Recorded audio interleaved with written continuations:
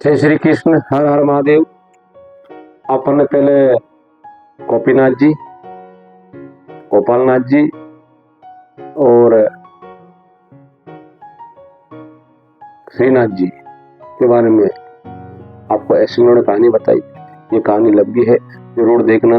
श्री गोपीनाथ जी वृंदावन से कैसे जयपुर पूछे और वहाँ कैसे मंदिर में ठहरे, कितनी मुश्किल आई, कितने युद्ध हुए, कितने सनातनी मरे। हिंदू अपना जो इतिहास भूल जाता है, अपनी संस्कृति भूल जाता है, वो सब मिट जाता है। हमेशा अपनी संस्कृति और इतिहास को हमेशा याद रखो और अपने बच्चों को बताओ, अपने आगे वाली पीढ़ी को बताओ, ताकि वो हमेशा अपने धर्म की रक्षा करे। धर्मो रक्षते रक्षता, जो धर्म की रक्षा करता है धर्म उसकी शुभ रक्षा करता है। तो आपको ये कहानी अपने बच्चों को पढ़ानी चाहिए। दूसरे वीडियो देखने के बजाय 10 मिनट का समय निकालना चाहिए। वीडियो लंबा है, लेकिन भगवान गोपीनाथ जी के पूरा वृंदावन से जयपुर जाने का तक का इतिहास है। तो आइए शुरू करते हैं। पहले ये वीडियो देखिए, उसके बाद ये पूरी कहानी को आपको समझना होगा। तो आइए शुरू करते हैं, देखते हैं।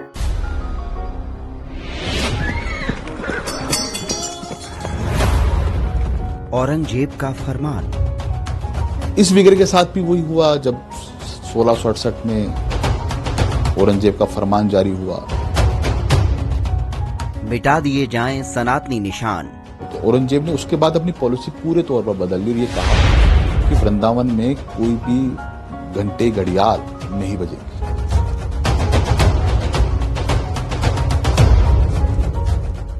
वृंदावन के गोविंद देव जी मंदिर पर तोप के गोले आग बरसा चुके थे। मुगल सेना का अगला निशाना गोपीनाथ जी का मंदिर था। ऐसे में गोपीनाथ जी के अनन्य भक्त और ब्रज के राजा गोकुला जाट से देखा न गया। राजा ने औरंगजेब के खिलाफ आम लोगों को एकजुट किया और गोपीनाथ मंदिर की सुरक्षा का बीड़ा उठा लिया। चूड़ामन, गोकुल जाट वगैरह जो जमाने के थे, उन्होंने ये प्रयत्न किया कि भाई इन विग्रह को कैसे हम बचाएं। राजा गोकुला ने करीब 10,000 कृष्ण भक्तों को मुगलों के खिलाफ लड़ने को तैयार कर लिया। गोकुला जाट ने ऐलान किया, हम कट जाएंगे लेकिन अपने लालजू पर आंच नहीं आने देंगे। महावन के सिहोरा गांव के पास मुगल फौज और कृष्ण भक्त आमने सामने आ गए। अब्दुल नबी ने तंज कसते हुए कहा, मंदिर की घंटियां बजाने वाले इन काफिरों में इतनी हिम्मत कहां से आ गई? आज हम इनके पत्थरों के बुतों को इन काफिरों के खून से नहलाएंगे। घमासान युद्ध हुआ। ब्रज की भूमि लहू के रंग से लाल हो गई, लेकिन ब्रज के वीर औरंगजेब की फौज पर भारी पड़े। अब्दुल नबी मारा गया। मुगल फौज भाग खड़ी हुई। मुगल फौज की हार के बाद हर ब्रजवासी को पता था अब औरंगजेब और बड़ी सेना जरूर भेजेगा। उससे पहले गोपीनाथ मंदिर के मुख्य सेवायत ने विग्रह को बचाने की योजना बनाई। बड़े गोसाई बोले, गोपीनाथ जी को ब्रज से बाहर लेकर जाना होगा। लेकिन ये करेंगे कैसे? चिंता मत करो, बस देखते जाओ। प्रभु जाना चाहे तुम्हें कौन रोक पाएगा। द्वापर में कान्हा ने बांस की टोकरी में मथुरा छोड़ी थी। वही दृश्य फिर वृंदावन में जीवंत हो उठा। इस बार गोपीनाथ जी घास की टोकरी में वृंदावन से निकल पड़े। जो टोकरी होती है, उस टोकरी में नीचे घास फूस था, ऊपर फल थे और उस फलों की टोकरी के बीच में भगवान गोपीनाथ का विग्रह स्थित था। गोपीनाथ जी का पहला पड़ाव बनी राधा कुंड और मानसी गंगा के बीच बनी एक गुफा। यहाँ कई सालों तक रहने के बाद गोपीनाथ जी आगे की यात्रा पर निकल पड़े। अब्दुल नबी की हार से बौखलाए औरंगजेब ने हसन अली को फौजदार बनाया। हसन अली ने बड़ी फौज के साथ राजा गोकुला पर हमला कर दिया। भयानक लड़ाई में 5,000 कृष्ण भक्त मारे गए। 7,000 भक्त राजा गोकुला के साथ पकड़े गए। राजा गोकुला समेत कृष्ण भक्तों पर जुल्म किए गए। इस्लाम। तो आपने ये वीडियो देखा और अब मैं शुरू करता हूँ भगवान गोपीनाथ जी के वृंदावन से जयपुर जाने की पूरी। लंबा है, देखना। एक शॉर्ट वीडियो था लेकिन मैं पूरा दिखाऊंगा। तो ये पढ़ रहे हैं आप, बादशाह औरंगजेब के आतंक का 5,000 साल पुराने दिव्य कृष्ण विग्रहों का वृंदावन की में बाहर निकलने पर मजबूर किया। सेवायतों ने जान हथेली पर रखकर पुरानी मूर्तियों को बचाया। तो इस एपिसोड में, ये एपिसोड तीसरा है। पहले मैंने आपको बताया था, फिर श्रीनाथ जी का बताया था, अब मैं गोपीनाथ जी का बता रहा हूँ। तो आपको ये बता रहा हूँ मैं, जैसे भगवान द्वापर युग में कृष्ण लीला में पालने में बैठकर वासुदेव जी, तो वो लीला दोहराई थी। तो आज भी वही लीला वापस अंग्रेजों के और मुगलों के काल में दोहराई जा रही। तो गोपीनाथ जी को टोकरी में बैठाकर वृंदावन से निकले। जब जयपुर पहुंचे तो 18 बैलगाड़ियां में हीरे मोती सोना चांदी और जवाहरात लगे थे। जब एक अंग्रेज अफसर ने अपनी नब्ज की घड़ी चलने वाली, ये ऐसे भगवान है जिसके हाथ पर घड़ी बांधते ही घड़ी नब्ज वाली घड़ी, मतलब नब्ज से चलने वाली घड़ी, मतलब जिसमें प्राण होते हैं वो घड़ी चलती है। तो भगवान के हाथ में घड़ी बांधने पर वो घड़ी चल पड़ी। अंग्रेज भी नतमस्तक हो गया। तो आइए ऐसे हमारे स्वामी भगवान गोपीनाथ जी यानी भगवान श्री कृष्ण की तीसरे विग्रह की कहानी जो आप लोग सुनाने जा रहे हैं। सन 1969 आसपास का दौर, मुगल बादशाह औरंगजेब हिंदू मंदिरों को तोड़ने का फरमान जारी कर चुका था। सैकड़ों मंदिर विग्रह खंडित किए जा चुके थे और काशी, मथुरा, वृंदावन जैसी धर्मनगरी में शंख आरती के स्वर भी मंद पड़ गए। मतलब आरती करना, शंख बजाना भी लोगों को डर डर के बजाया थे। ऐसा खतरनाक दौर था। तो हिंदू भक्त अपने घरों में पूजा करके संतोष मानते थे, अपने घर में पूजा करने लगते थे। अपने ही देश में, अपने ही साथ, अपने ही संस्कृति को बचाने के लिए लोगों ने कितना कुछ खोया। ब्रज के राजा गोकुला जाट को यह पसंद नहीं आया। उनके भीतर आग जल रही थी और औरंगजेब से छोटी सी सेना से लड़ने के लिए वो काफी नहीं थी सेना। तो उनको खुद दुख हुआ कि मैं कैसे लड़ूं, मेरे पास सेना भी नहीं है। सही सेना के सामने 1000, 5,000, 20,000 लोग कैसे लड़ सकते हैं। तो उन्होंने छोटी छोटी मीटिंगें चालू करी, गाँव को इकट्ठा करा और साधु संतों को इकट्ठा करा, छोटी छोटी मीटिंगें बुलाई, आदमी और हर जाति के वर्ग के लोगों को बुलाया और राजा छोटे छोटे राजाओं को इकट्ठा किया और ललकारा कि आगे आओ, युद्ध करो, अपने धर्म को बचाओ। तो सिर्फ धूप दीप जलाना और ठाकुर जी को भोग लगाना ही हमारा धर्म नहीं। भगवान कृष्ण ने, अगर भगवान स्वयं आते तो भगवान कृष्ण ने महाभारत में अर्जुन को शस्त्र उठाने के लिए बोलते हैं, खुद ही युद्ध लड़ लेते। तो अपन को खुद को लड़ना पड़ेगा। और भगवान गीता का वो बात बताकर, गीता का अध्याय की बात बताकर उन्होंने लोगों को जागृत किया और उठाया। तो एक आदमी बोला, हम इतनी बड़ी फौज का मुकाबला कैसे करेंगे। राजा ने कहा, बड़ी बाल गोपाल अकेले कालिया लाकर भारी पड़ सकते हैं, तो अपन तो उनका अंश है, अपन सब मिलकर लड़े तो मुगल टिक नहीं पाएंगे। आज भी स्थिति, आज भी अगर हम सब हिंदू मिलकर लड़े तो लोग नहीं टिक पाते। लेकिन क्या है, कुछ जातिवाद में, कुछ आरक्षणवाद में, कुछ अवसरवाद में बांटकर लोगों को, अपने हिंदुओं को निपटाया जा रहा है। राजा की बात सोचकर सभी सुन पड़ गए, कुछ डरे, कुछ प्रेशर हुए। फिर भी एक आदमी हिम्मत जुटाकर बोला, मैं जब तक मेरी सांसों सांस है मैं कटने के लिए, बढ़ने के लिए तैयार हूँ, लेकिन मैं गोपीनाथ जी की रक्षा करूंगा, आज नहीं आने दूंगा। धीरे धीरे लोगों में जोश आया, होश आया। उद्घोषवाद स्वदर्शन चक्रधारी कृष्ण की जय। देखते ही देखते करीब 10,000 भक्त मुगल फौज से लड़ने का निर्णय कर चुके थे और कृष्ण भक्तों ने आमना सामना हुआ। मुगल फौजदारी अब्दुल नबी ग्वालों के सरों और जाटों के सैनिकों ने मिलकर पूरी फौज को खदेड़ दिया और अब्दुल नबी को मार गिराया। ये थी उस समय की गोकुला जाट की ताकत। तो मंदिरों में घंटियां बजाने लगे। काफिरों में इतनी हिम्मत कहां से आ गई। उसके बाद जीत हो गई और घंटियां बजी, शंख बजे और अब्दुल नबी को मार गिराया गया और मुगल सेना भाग खड़ी। सिपाही बोला, तिरके बोले, भजन पत्र क्यों चढ़ाते, घी दूध मक्खन एक ठाका मुझे। अब्दुल नबी बोला, पत्थरों पर मांस भी चढ़ता क्या।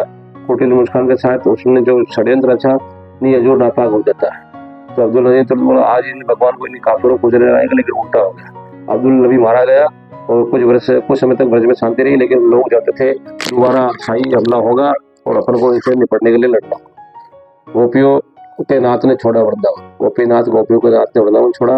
वो समय जब आया, अविरल शांत यमुना किनारा तट पर गोपीनाथ जी मंदिर को स्वामी, कुछ गोस्वामी अपने आपस में बात कर रहे थे। उनके चेहरे पर चिंता साझ रही थी। परेशानी की वजह मौत का डर नहीं था, लेकिन गोपीनाथ जी के विग्रह को बचाना था। तो कुछ भी हो सकता है, लेकिन युवा गोस्वामी जाने बैठे एक गोस्वामी पास आया, बोला, महाराज जी वृंदावन वीरान हो गए, भजन पूजा आरती नहीं हो पा रही, जब आपको आप ध्यान न मारे, आपको डर लगता है। उसने कहा, भगवान कृष्ण जिसके साथ उसको डर नहीं लगता। कृष्ण कहे मारे कृष्ण राखे, मतलब भगवान कृष्ण रक्षा कर तो कौन मार सकता है। अगर कृष्ण किसी को मारना चाहे तो कौन बचा सकता है। अचानक माहौल बदल गया। गोपीनाथ सिवाय तो पुजारी के साथ लौट आया था। तभी एक गोस्वामी आगे बढ़ा और कांपते आज बोला, महाराज नगर के हर मोड़ गली हर मुगल सिपाही प्यारा दे रहे, बाहर निकला बहुत मुश्किल, कैसे निकलेंगे, तैयारी भी कैसे करें बताओ। बड़े गोस्वामी जी मुस्कुराए, बोले, चिंता मत करो, बस देखते जाओ, प्रभु जाना चाहे तो उन्हें कोई नहीं रोक पाएगा। कुछ देर रुककर बोले, कुछ टोकरियों और ढेर सारी घास का इंतजाम करो, गोपीनाथ जी उसमें छिपाकर बच के बाहर निकालेंगे। राजा गोकुला को भी इसकी खबर कर दो, वो हमारे करेंगे। एक गोस्वामी राजा के महल की दौड़ पड़ा। अन्य सेवा बाकी इंतजाम जुट गए। एक टोकरी में गोपीनाथ जी और दूसरी में राधा रानी और रखकर ऊपर हरी भूरी घास रखकर बाहर की ओर चल पड़े। कुछ गोस्वामी ने एक एक टोकरी अपने सिर पर रखी और चल दिए। द्वापर की लीला कलयुग में भी दोहराई जा रही थी। ये प्रभु की लीला थी। द्वापर में बाबा वसुदेव कंस के कारागार से कन्हैया को ले गए थे और अभी वृंदावन से भगवान को गोसाइयों ने गोलोक से बचाने का काम किया था। गोस्वामियों की टोली धीरे धीरे चल रही थी। मुगल सैनिक आसपास से पास से गुजरते थे तो सभी की गर्दन बढ़ जाती, लेकिन कृष्ण वृंदावन छोड़ने को मन बना लिया था। किसी पहरेदार या जासूस कोई भी जरा सी सकनी और भगवान लीला थी।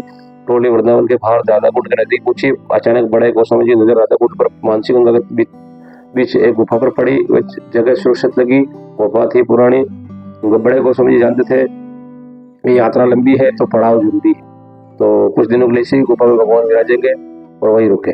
बड़े गोस्वामी जी ने समझाया जगह सुरक्षित है, लेकिन फिर भी गोपला चढ़ के सिपाही हमारे साथ है, तो प्रभु की इच्छा से हम सब हो रहा है। प्रभु की इच्छा है कुछ दिनों में बदले हफ्ते में यही अपन सेवा करेंगे।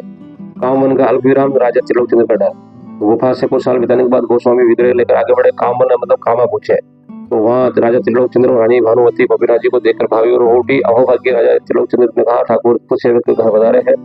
गोपीनाथ जी के लिए राजा ने मन बहुत श्रद्धा थी, लेकिन किसी कोने में औरंगजेब का खोप भी था। औरंगजेब ने केवल मंदिर को खिलाफ था, बल्कि आस्थावान राजाओं को से भी जड़ता था। त्रिलोक चंद्र राजा को गोकुला जाट के बारे में पता चला।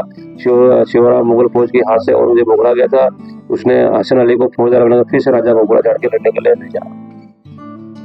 राजा और कृष्ण भक्तों ने शाही सेना का कड़ा मुकाबला किया, लेकिन हार गए। 5000 भक्त मारे गए। 5000 सनातनी भक्त मारे गए। 7000 को कैद कर लिया गया और गोकुला राजा गोकुला और उनके परिवार के लोगों को आगरा ले जाया गया और कोतवाली के सामने उनके टुकड़े टुकड़े करके उसको मार दिया गया। सोच लो, क्योंकि भगवान की रक्षा सुरक्षा और धर्म का रास्ता, लेकिन उन्होंने अपनी जान दे दी, लेकिन पीछे नहीं हटे। ऐसे थे हमारे सूरवीर सनातनी। सोच के राजा त्रिलोक चंद्र का भी प्रसन्न थे। अपनी दुविधा लेकर बड़े गोस्वामी से मिलने पूछे। उन्होंने का महाराज क्यों ने गोपीनाथ जी को जयपुर में स्थापित किया जाए। बड़े गोस्वामी जी को देर की तरफ देखकर पूछा ऐसा क्यों। त्रिलोक चंद्र बोले औरंगजेब हिंदू के खून का प्यासा है, वहाँ ये भी अपना कर सकता है, लेकिन गोपीनाथ जी सोचा केवल आमेर के राजा ही कर सकते हैं। मुगलों से उसकी संधि है और मुगल उन्हें नाराज नहीं करेंगे। तो त्रिलोक चंद्र आगे आंखें जगा कर बोला मेरे बस में तो प्रभु को यहाँ से जाने नहीं हूँ। पूरी जिंदगी भगवान गोपीनाथ जी की सेवा करूँ, लेकिन मेरी किस्मत में मजबूर। राजा की बात पूरी हुई। कमरे में एकदम सन्नाटा छा गया। सभी चुप थे। इसमें त्रिलोक चंद्र प्रसन्न हो गए। उन्हें बड़े गोस्वामी जी की तरफ देखा और उनके पैर पकड़कर काफी सर होगा, क्या मुझसे कोई पाप हो रहा है क्या। बड़े गोस्वामी जी ने हल्की मुस्कान के साथ राजा की तरफ देखा, फिर बोला डर सुनो कहा राजन आपको मन भक्ति है, श्रद्धा है, लेकिन डर चिंता का विषय पैदा करती है। जब कर्तव्य परिस्थिति के बीच फंसाते तो आप अपनी सीमा को समझे। ये विवेक नहीं, पाप नहीं है, ये विवेक है, क्योंकि आपके समय और पृथ्वी काल के अनुसार आप मतलब मुगलों का लोहा आप नहीं ले सकते। बड़े गोस्वामी जी की बात सुनकर राजा त्रिलोक का मन शांत हो गया। गोस्वामी जी ने आगे की यात्रा तैयारी की। एक दिन का समय मांगा। गोपीनाथ जी कामवन में सिर्फ एक दिन के मेहमान थे। राजा रानी ने पूरा दिन गोपीनाथ जी सेवा में रहे। देर रात कीर्तन होता रहा। सैन्य आरती के बाद राजा त्रिलोक चंद्र रानी भानुमती काफी देर तक बैठे रहे, रोते रहे। बड़े गोस्वामी जी ने उन्हें समझाया आप खुद लोग दोषी मत मानिए। गोपीनाथ जी अपनी इच्छा से आमेर जा रहे हैं। उन्हें कामवन में रुकना होता तो ये कोई लीला दूर करते। राजा बोले मैं जानता हूँ स्वामी जी, आप सब ये मुझे डांटा देने के लिए कह रहे हैं, लेकिन मैं समझ रहा हूँ मुझ में कितना बड़ा पाप हो रहा। मरने के बाद अपने प्रभु को क्या मुंह दिखाऊंगा। जिन्हें कहकर राजा फुल रोने लगे। आंसू खड़े सभी गोस्वामी जी आंखों में आंसू आ गए। बड़े गोस्वामी जी किसी तरह राजा को समझाकर आराम करने भेजा। सुबह मंगला आरती हुई। राजा त्रिलोक चंद्र रानी भानुमती कांपते हुए गोपीनाथ को प्रणाम किया। गोपीनाथ जी बैलगाड़ी में विराजमान थे। सभी सेवक भक्त और गोस्वामी के साथ चल बढ़ते गए। इस सिर्फ 3 दिन काम रहने के बाद गोपीनाथ जी आमेर अब जयपुर की ओर चल दिए। ये तीनों जो प्राचीन में बता रहा हूँ, ये वृंदावन का मंदिर अवशेष, वृंदावन का पुराना मंदिर और जयपुर में अभी जो गोपीनाथ जी विराजे हैं उसका मंदिर वर्तमान का। सब कामन आज राजस्थान के डीग जिले में कामा नाम के नाम से जाना जाता है। वहाँ से आमेर यानी जयपुर के रास्ते शेखावटी का इलाका पड़ता है। गोपीनाथ शेखावटी राजा से इष्ट देव है। इन इलाकों में बैलगाड़ी गुजरती, वहाँ के राजा गोपीनाथ का स्वागत करते। हीरे जवाहरात और पन्ने जमीन नौछावर कर देते। मंडावा के राजा ने 300 बीघा जमीन गोपीनाथ जी के नाम कर दी थी और पूरे शेखावटी में खबर फैल गई कि अन्य राजा ने अपनी जागीर दी। तो 10% सब जमीन सभी राजा हिंदू राजा गोपीनाथ जी को दान करने लगे। 10% दशांश हिस्सा अपना दान करने लगे। तो भगवान के पास कोई कमी नहीं थी। घास की टोकरी में चढ़ रहे थे। उनके राजाओं ने अपना, उनके लिए राजस्थान के राजाओं ने, राजपूत राजाओं ने अपना खजाना खोल दिया था। गोपीनाथ जी आमेर पूछे। जब गोपीनाथ जी आमेर पूछे तो 27 बैलगाड़ी थी। उसमें 18 गाड़ियों में सोना चांदी हीरे जवाहरात थे, लदे हुए थे। ये दौलत गोपीनाथ जी के पिछले पड़ाव के दौरान राजा प्रजा को दान दी थी। आमेर में माधव विलास उनका नया ठिकाना बना। रात बहुत और 17 साल बीत गए। एक दिन जयपुर में दीवान खुशहाली राम बोरा, मतलब जो ब्याज का धंधा करता था बोरा, तो आर्थिक समय माधव विलास पूछा। आर्थिक समय बोरा ने सभी सेवायतों की बात करनी चाहे। सभी इकट्ठा हो गए। बोरा मुख्य गोस्वामी जी की तरफ देखते हुए बोला आ गया, मतलब मैं अपनी सबसे बड़ी हवेली गोपीनाथ जी को सौंपना चाहता हूँ। सभी चौंक गए। एक गोसाई बोला, आपका विचार बहुत उत्तम है दीवान जी, लेकिन आप ऐसा क्यों कर रहे हो? बोरान जी ने कहा, मेरी कोई औलाद नहीं, धन संपत्ति कोई वारिस नहीं, कब मेरे प्राण निकल जाए पता नहीं। मैं चाहता हूँ गोपीनाथ जी कर मेरी पीढ़ी तर जाए। पूरे शहर में बात फैल गई। अभी गोपीनाथ जी बोरा की बड़ी हवेली में रहेंगे। हवेली के मंदिर का रूप दिया जाने लगा। दीवारों पर दक्षिण करी गई। दरवाजे का आकार इसी तरह बदला गया। अंदर आते ही भक्तों ने गोपीनाथ जी के दर्शन चालू कर दिए। आखिरकार गोपीनाथ जी ने हवेली में रचने का दिन आया। पूरा शहर घंटे संघ और कीर्तन ध्वनि से गूंज उठा। आसपास के रियासतों के तमाम लोग, राजा महाराजा जयपुर आए। सैकड़ों हाथी घोड़ों के साथ गोपीनाथ जी राधा रानी शोभा यात्रा निकाली। 1792 विक्रम संवत के उस दिन में ये जुगल जोड़ी बोरा जी की कोठी में विराजमान, आज भी विराजमान है। उस बोरा जी की कोठी में आज भी विराजमान। पत्थर में प्राण और अंग्रेज की गड़ी। धीरे धीरे मुगलों का शासन का अंत हुआ और अंग्रेजों का शासन आया। तो एक बार अंग्रेज अफसर जेकब गोपीनाथ मंदिर पूछा। गोपीनाथ जी का श्रृंगार, भोग और भक्तों की आस्था देखकर चौंक गया। उसके मन में ये भी सवाल उठा, पत्थर की मूर्ति के लिए इतना इंतजाम कैसा? ऐसा क्या है कि पत्थर की मूर्ति के लिए इतना बड़ा इंतजाम करना पड़े? उस टाइम मुख्य सेवा सदर मदन गोस्वामी के रुपये भाव पूछा, इन पत्थरों को क्यों पूछते हो? ऐसा क्या है? तीखे सवाल सुनकर भी मदन गोस्वामी जी चेहरे का भाव नहीं बदला। वे जानते थे अंग्रेज एक गोपीनाथ में आस्था नहीं है। हल्की से उसका साथ मदन मोहन बोला, ये मूर्ति नहीं, साक्षात गोपीनाथ के प्राण है।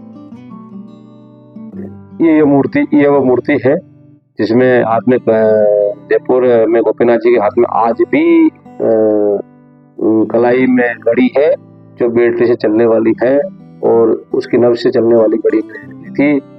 वो आज भी घड़ी पहनते हैं और वो घड़ी चलती है। अंग्रेज ने ठाका लगा, ऐसा बोला, इसको साबित कैसे कर सकते हो? फिर अपनी कलाई से घड़ी उतार कर गोस्वामी जी को देते हुए बोला, ये घड़ी कलाई पर बांधने के बाद नब्ज से चलती है। ये पहना हो अपने भगवान को, मैं भी देखो पत्थर में प्राण है के लिए। चैलेंज भगवान को। तो भगवान क्या होता? गोस्वामी जी ने एक बार फिर घड़ी पहनाई। इस बार घड़ी से टिक टिक की आवाज आने लगी। घड़ी चल रही थी। जेकब का चेहरा लाल हो गया। गोस्वामी जी भी शांत थे, उनके लिए नया नहीं था। अंग्रेज को अपनी आंखें पर विश्वास नहीं हो रहा था, परंतु वो चिढ़ गया और अपनी घड़ी छोड़कर वहां जाना पड़ा।